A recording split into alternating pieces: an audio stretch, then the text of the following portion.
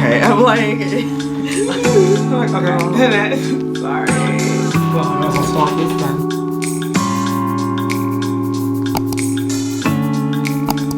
Hi! I'm Garcia. I'm Telly. And we are the HercastleGirls. Hey! If you like videos on mindset, self-development, fashion, and lifestyle, this is the channel for you. Comment, like, and subscribe. We are so happy to be with you all yet again. This time for the filming of our podcast, It's All Connected by the HercastleGirls. Today we are talking about why is it so hard to just be kind of satisfied? Why do we always have a drive to want more? We are going to talk about that today. Stay tuned, get your notepads as usual, because it's about to go down. Here we go. Today on It's All Connected by HercastleGirls, we are talking about why is it as humans we are never satisfied? What is the drive? What is keeping us unsatisfied with what we have achieved? I hate to say it, but I think like we're like almost guilty of our own way of moving, and I think we're guilty to it because from the day you're born, you're told by your teacher, your mom, your dad, your friends, get that A. And when you get what you want, it's like, okay, imagine what would happen if you did even more, if you studied more, if you did that more. And then people sometimes try to pit other people against each other, and then it turns into competition, and then it's like, who can get the bigger house? But, and the reason why I find it interesting is because, yes, we do, from the time we're born, we're told, you've got to do well in your kindergarten class. You've got to draw the best. Right. Here is an A for doing well on your math. Right. We constantly are judged by the outside world. Right. To, say that, okay, I am not doing as well as I can do because someone else says that I'm not. Right. And I think it's a dangerous place to be when you base your satisfaction on other people's opinions of what you should be doing, which should on this show is considered a bad word, because should means that you need to resist what's aligned with you to do something that will please other people. Yeah, it's funny how, if your friend becomes a surgeon and your parents find out, they're gonna look at you and be like, well, how come you didn't become a surgeon and why did you decide to go into why did you decide to build your own bakery? Why couldn't you follow your other friend or your sister or your brother and become a lawyer or something like that? So it's just funny how you listen to other people's opinions on what they feel you should do when the universe is already aligned what you're meant to do. And because of pressure or whatever the case may be, you decide to follow what the masses are saying, and then when it fails, you feel horrific because you're like, oh my gosh, like why did it not work for me the way how it worked out for Paul? Well, it's because you're not Paul, and it didn't mean it wasn't meant for you. Yeah. And we feel like instead of going after what you originally were meant to do, you figure, okay, I'm gonna do it again. And this time, I'm gonna put even more emphasis on it and make sure that I beat so and so. It's just weird how as humans we're never satisfied. Never. Your house can never be big enough. Right. You can never have the most clothes. You can never have the most expensive cars and whatnot. So yeah, and everything you said, it's so true. What I do find interesting is looking at the world that we have all grown up in and the world that we've been fostered to live in, is that we have to look at the world and how they market, even consumers. Yeah. The idea of, having this red lipstick will make sure that you get the right husband, and therefore you'll have the right children, and therefore you'll have the right family. The marketing is always pitting us to want more. Exactly. And I feel that a lot of it has to do with culture, because for instance, everyone says they want to be different, they want to stand out, but the truth is no, they don't. Because when we look at society, when we walk down a common street, you look at people and people are very much either wearing the same thing, carrying the same brands, behaving in the same way, using the same slang words, or, whatever it is. And yes, it is because we're all in one society and we all learn off of each other, but it's also because we have this want to belong. And if you don't want more, people look at you and say, "What's wrong with you?" Yes. What's wrong with you? Why do you not want more? Don't you? And then they'll change their lingo and they'll say, well, "Don't you want the best for yourself?" Like to say, if you don't have that overpriced Cadillac or that Rolls Royce that you can't afford, but you're gonna do it and get it anyway because everyone's saying to you, "Well, don't you want what's best for you?" But you don't think for yourself to say, "Well, wait a minute. What about my health? What about my well-being? Isn't that just as important, if not more important, than wanting the big house and the fancy car?" I want to say too, and I say this almost every day. Nothing's wrong with it. But people tend to not remember what their values are. They put other people's validation over what their values are. Facts. And depending on where you're from, depending on how you grew up, your values are different.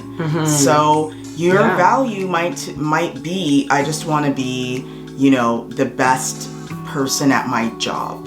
Maybe, you work at a tech company, or you work in, a factory, or you work for the government. Wherever you work, your whole thing is, I just want to be really good at my job. But then we have people on the outside that come and they're like, okay, here is a list of goals that we want you to reach. Oh my gosh. And you need to reach these goals, and tell us your goals. And there's all these goals. What do you want to do? How do you want to go higher? And I'm like, but what about those people? And I know we've talked about this sort of thing before. Yeah. What if you're that person that's like, look, I'm just happy being a reporter at this small community paper. That's it. I don't need to write for the international paper. I don't need to work for Forbes magazine. I just want to be happy here in my safe space where I want to be. And that's it. And that should be celebrated. I mean, nothing is wrong with someone. Everyone is different, and therefore you should have a right to want what you want for your life. Not everything has to be this humongous goal. Like, we always joke and say, look, if there's only one Beyonce, why is everyone running to say, well, I'm going to be the next? It's like, do you have to be? Can't you just be who you are?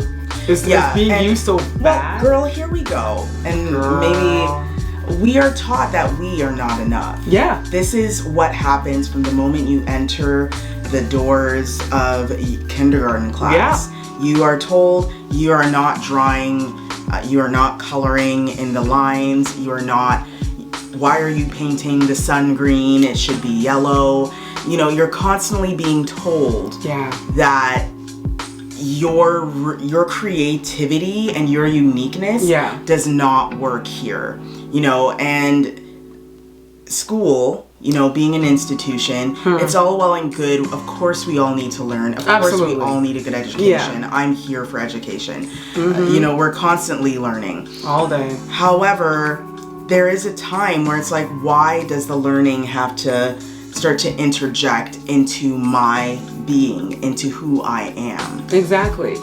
Especially at those younger ages, it's like you want the kids to celebrate and just be who they are, color outside the lines, write their own little cute play. But it's funny how society has painted a picture, and if you are not in line with their rules and that picture, they consider you either you're lazy, you have no ambition, you're a loser, and so on and so on and so forth. And I just feel that it's like, wait a minute though, who made these rules? Like, who said that you are not successful unless you are living on Bridle Path, which is a famous street here in Toronto, Canada? Who says you're not successful because you're not living there? Like, does it matter? If your bills are being paid, you have a roof over your head, you got good family, good friends, and you're happy, mentally, physically, emotionally, spiritually, all the L's. To me, that should be the goal. We get carried away. We sure and do. I know that there are a lot of, self-development experts and people that love the subject, people like the minimalists, people who speak to the idea of consumption and wanting more and Right. more and more and spending money that, you know, we don't have and using credit cards to buy things that we technically can't afford. And it all really stems from this little idea that's implanted that we must do better than the other person beside us. Yeah. And this is a limited belief that's implanted between the ages of 0 and 7. When we go to school, we are told an A- is not enough. And when you do that to a kid, that little thing becomes the big thing. It does. And if you get into a community college, but you don't get into a university, we have a lot of kids out here, which it's sad to say, but they're literally committing suicide because they didn't get into their dream school. The fact that they even want to continue their education, shouldn't that be? But that's not enough. It's not enough. And it's dry because, you know, especially going along with, you know, not getting into the Ivy League school or what have you, you know, you look at who mostly says that to you, and most times, sadly, it's your parents. And then you want to blame them, but they were raised the same way because everyone from the dawn of time has been put in this machine that you have to do better than so forth. You have to do better than this person, that person. You have to get better than this situation. And all you're doing is just burning yourself out, depressing yourself, putting these insane expectations on yourself. And when it doesn't work, you want to blame everyone under the sun, much more yourself. Because it's weird, like you were saying, we all feel that we are in control. It is my life and I'm gonna do what I want. And as soon as someone says one thing, all of a sudden that same person that was very gung-ho in what they were gonna do with their life, all of a sudden they're just like, oh wait, you know what, maybe I should. Well, yeah, because there's that word again. And for instance, I had a conversation with someone and they're also, you know, a mindful teacher as well. And cool. We were talking about the idea of ageism and in the different ways that ageism can really show up. And her being in her 40s and me, you know, entering the 40 club like, you know, 2 years ago. We talked about the expectations that are now set upon you because the birth age. And I remember, you know, when it was 30, it was, when are you getting married? Yep. When are you having kids? When I turned 40, it became, oh, you're not gonna do that influencing content creation stuff anymore. And it's like, well, why not? Oh, you know, that's an age thing. Aren't you just gonna focus on, you know, like career? And I'm like, I have a career. You know, and the thing is that we are taught this is what needs to happen at 12. Yep. This is what needs to happen at 16. Yep. And then at 19, you should do this. And then at 25, if you're not at this point, you are a late bloomer. What? You're 35 and you haven't had children. You're a late bloomer. What? You're 40. You don't want to have kids. What's wrong with you? Yeah. There are judgments that are set. So in a way, because people don't want to be pushed and bullied, they follow the template. Oh yeah, because it's easier. Life. Exactly. It's easier to follow the template than to fight for what you believe in and to fight for what you want to do. Right. It's funny you mentioned that too, because now more than ever, especially in the influencing field, every age is being celebrated. Like we got women that are like 60, 70, 80 yes. that are influencers. And yes. they have an audience as wide as you, 20-year-olds follow the 80-year-olds. I follow a lot. I follow 90-year-old influencers. Yeah, and they're everyone. And they're doing like fitness, how to bake, how to keep a clean home, how to braid, how to fashion for your age. Yeah. Like it's a beautiful thing seeing that every age is celebrated. So when you hear this like ridiculous people, when you hear lingo like that saying, well, you know, your age, it's like, what year is this? Like, yes, back in the 50s, of course, when you're 25, you're considered like an old person because in the 50s, they want you to be married by your time you're 19, the template 18. Was have that white picket fence in the house. Yeah. Have that big old car that's bigger than you can afford. Make sure you have 6 kids or what have you. And make sure you're living in the suburbia because that's where all the good stuff is. And make sure you own your home. Make sure you're not mortgaging, or make sure you are mortgaging. Sorry. And, oh my gosh. Yeah, I feel that it's too much. We are now in an age where we've embraced mindfulness. We've embraced this idea that we are empowered,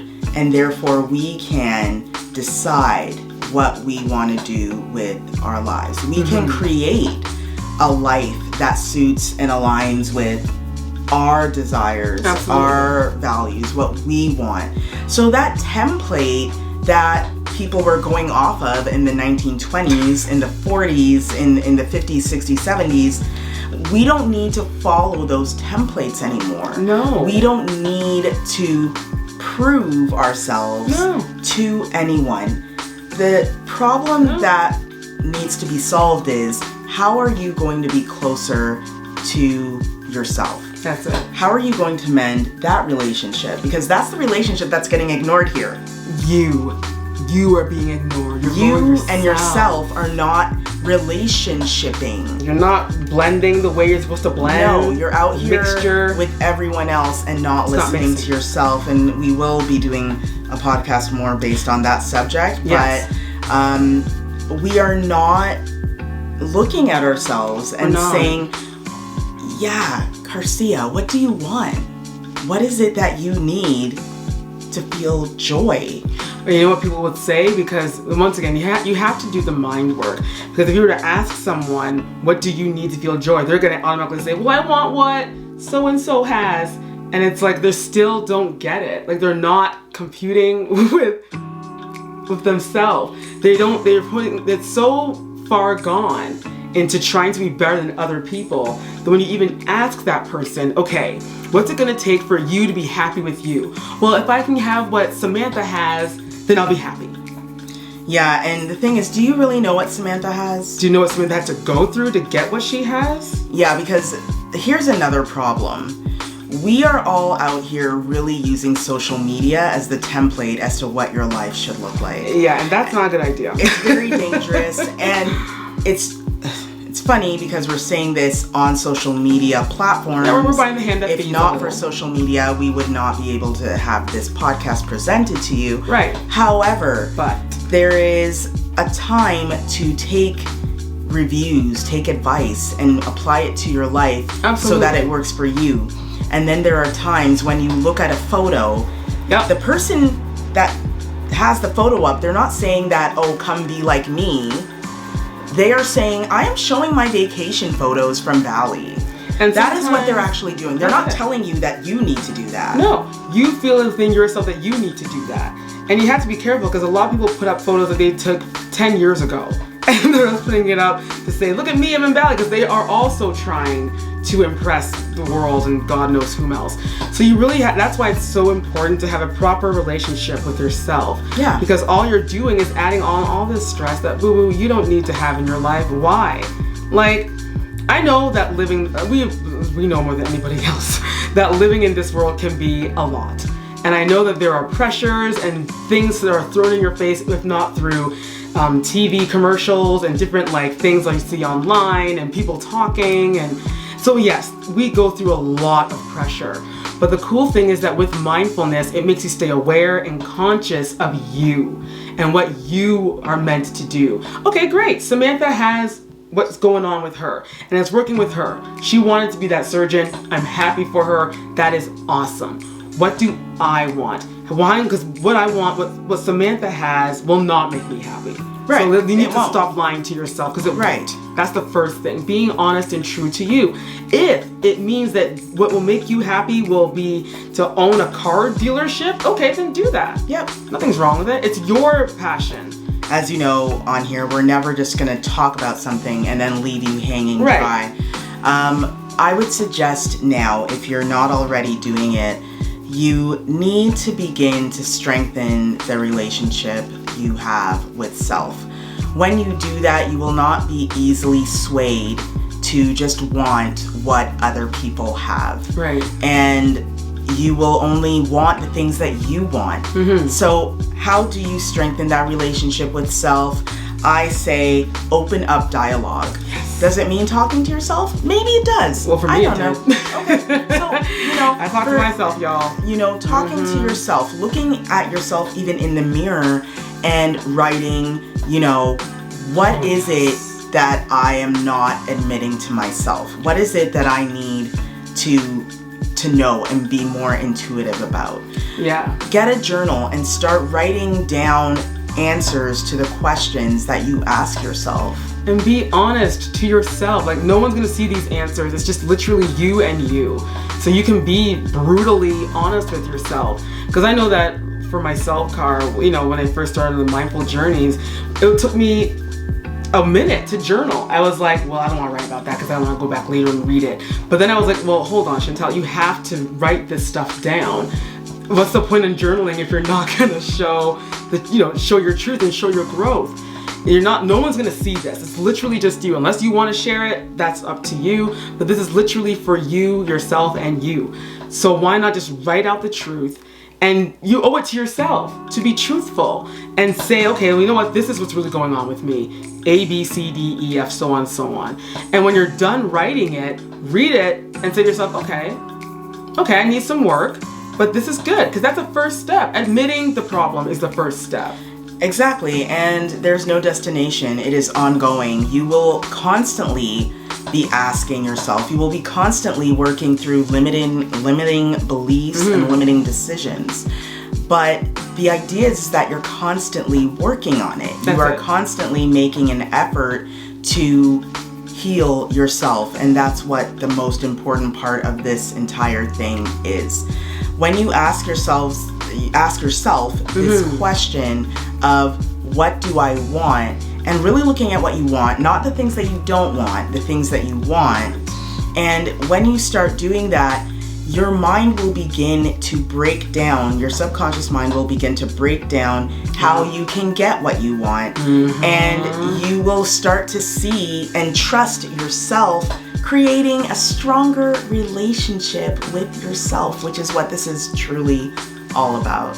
We're going to do a podcast on that as well, so stay tuned for that, because that's what we do. I love when we are able to help people, because a lot of people don't even want to admit that they're just following the herd. They want to say, oh no, I'm fine. But listen, no, none of us are fine. That's why we do this, to help you see that you don't need to be just like everybody else. You can step outside and color outside of the lines and enjoy being you. And always, and maybe it's because we also, cover fashion on our channel, but before you even buy something, and it doesn't have to be fashion, it could be anything. Before you buy something, before you invest in something, ask yourself, is this what I really want? Or am I just doing this to please other people? Am I doing this to look cool? Am I doing this because it makes me feel good? Exactly. There are lots of brands, for instance, that I will never buy because it's like, I have no interest. And that's fine. And they could be the most popular. Yeah, and some of them are super popular, and I'm like, every other person has. But the whole FOMO thing, where I don't want to miss out. I don't want to be the one that doesn't have. That anymore, girl. You don't need that in your life. It's called JOMO. Joy of missing out. That's the new way of living, boo-boo. You don't need to have whatever the masses have. You don't have to. If you want it, well, that's up to you. If you want feel it, joy. then great. But if you don't, definitely. But if you don't, that's good too. Because there's always gonna be something. And the whole point is that you're living for you, not for other people. And that cannot be preached enough. We hope you enjoyed the podcast this week. Again, if you like videos like these, comment, like, and subscribe to our channel. Thank you guys so much for watching. Have an awesome day, week, month, year, wherever this is your first time watching. Hi! Thanks for joining us. Thank you. Come back soon, y'all. We'll see you guys again next week. Bye!